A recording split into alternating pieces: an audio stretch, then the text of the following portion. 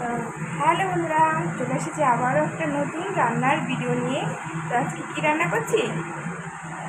আজকে রান্না করছি দেশি মুরগির মাংস। তো মাংসটা আমি কেমন করে রান্না করছি সবটা তোমাদের সঙ্গে শেয়ার করছি, দেখতে থাকো।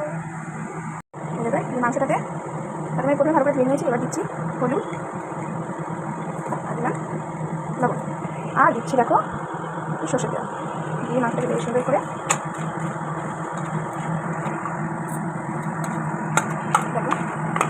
আমি মাংসটাকে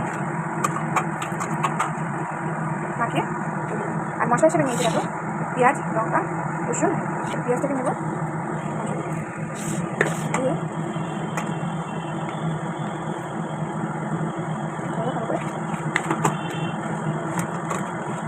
মাংসটাকে মাখিয়ে রাখার পরে গরম তেলে দুটো তেজপাতা, সামান্য পরিমাণে সাদা জিরে ফোড়ন দিয়ে কেটে রাখা পেঁয়াজগুলো দিয়ে দিলাম। পেঁয়াজটা একটু লাল লাল করে ভাজা ভাজা হলে বেটে রাখা মশলাটা দিয়ে দিয়েছি। এখানে আদা, রসুন, পেঁয়াজ, জিরে সমস্তটারই পেস্ট আছে। তো দিয়ে ভালো করে নাড়িয়ে চাড়িয়ে একদম কষা কষা করে নিয়েছি। দেখো তেল ছেড়ে দিয়েছে। এবার একটু সামান্য পরিমাণে হলুদ, একটু লবণ দিয়ে আবার একটু নাড়িয়ে চাড়িয়ে নিলাম। মশলাটা বেশ ভালো করে কষা কষা হয়ে গেলে এবার যে মাখানো মাংসটা সেটা দিয়ে দিয়েছি।